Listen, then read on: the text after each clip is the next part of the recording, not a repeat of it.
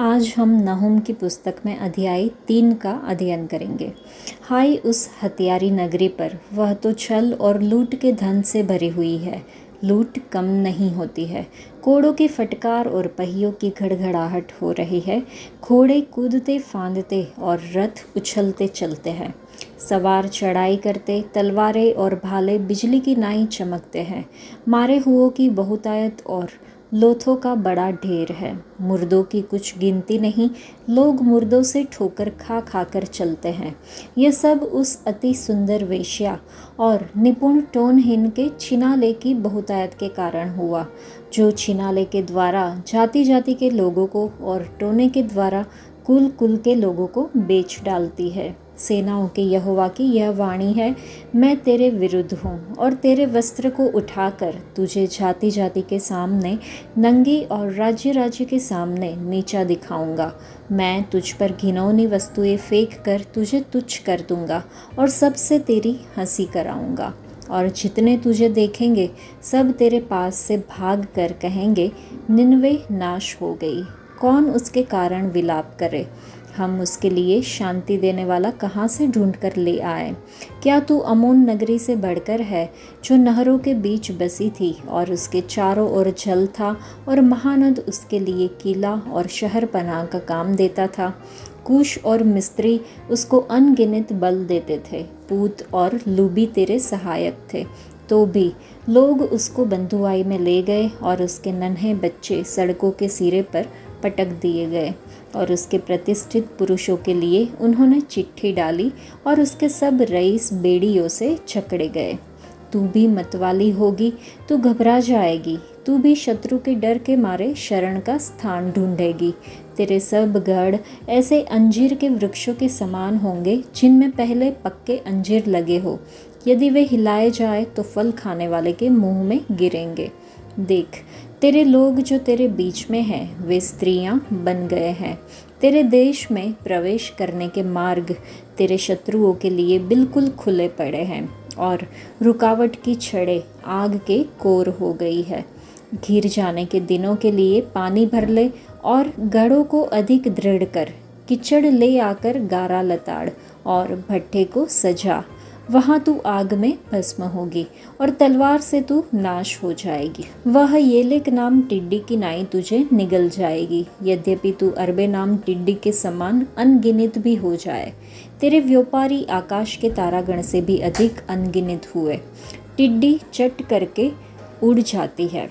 तेरे मुकुटधारी लोग टिड्डियों के समान और सेनापति टिड्डियों के दलों सरीखे ठहरेंगे, जो जाड़े के दिन में बाड़ों पर टिकते हैं, परंतु जब सूर्य दिखाई देता है तब भाग जाते हैं और कोई नहीं जानता कि वे कहाँ गए। हे अश्शूर के राजा, तेरे ठहराए हुए चरवाहे ऊँघते हैं। तेरे शूरवीर भारी नींद में पड़ गए हैं। तेरी प्रजा पहाड़ों पर तितर बितर हो गई है और कोई उनको फिर इकट्ठे नहीं करता। तेरा घाव न भर सकेगा, तेरा रोग असाध्य है। जितने तेरा सुसमाचार सुनेंगे वे तेरे ऊपर ताली बजाएंगे, क्योंकि ऐसा कौन है जिस पर तेरी लगातार दुष्टता का प्रभाव न पड़ा हो।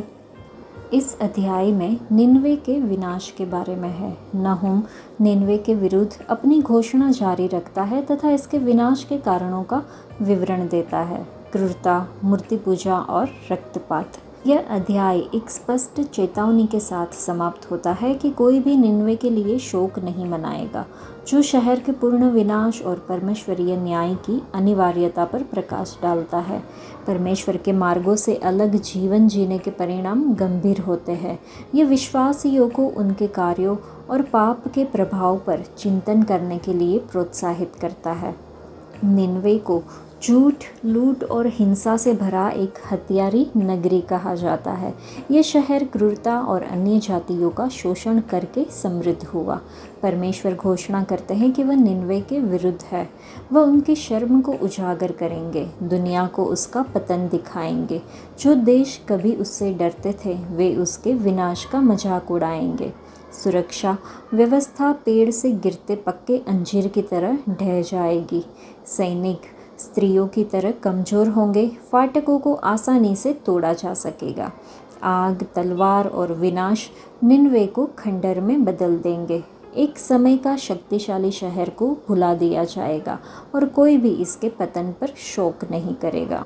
कुछ मुख्य बातें हैं कि जैसे परमेश्वर दुष्टता का न्याय करते हैं, कोई भी देश या सत्ता उनके न्याय से बच नहीं सकते। झूठी सुरक्षा खतरनाक है। धन, अधिकार और सैन्य शक्ति परमेश्वरीय न्याय से रक्षा नहीं कर सकती। पश्चाताप ही एकमात्र मार्ग है।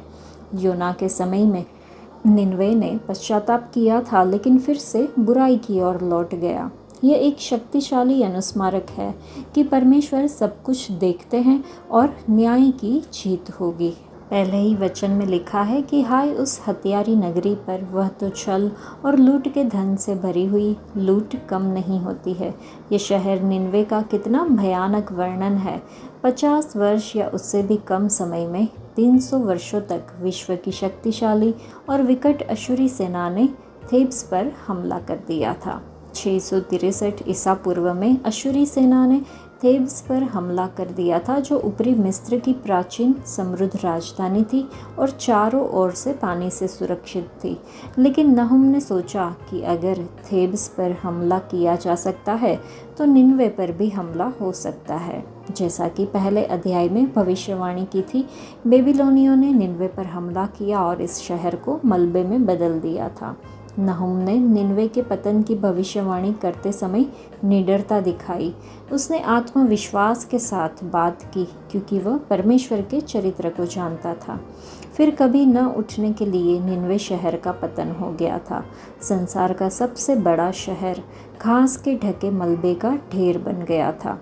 सिकंदर महान और नेपोलियन दोनों ने इस शहर के पास डेरा डाला, लेकिन उन्हें नहीं पता था कि वहाँ एक शहर था। इस अध्याय में वचन 19 में लिखा है कि तेरा घाव न भर सकेगा, तेरा रोग असाध्य है। जितने तेरा समाचार सुनेंगे वे तेरे ऊपर ताली बजाएंगे, क्योंकि ऐसा कौन है जिस पर तेरी लगातार दुष्टता का प्रभाव न पड़ा हो। यहोवा भला है, संकट के दिन में वह दृढ़ गढ़ ठहरता है और अपने शरणागतों की सुधि रखता है।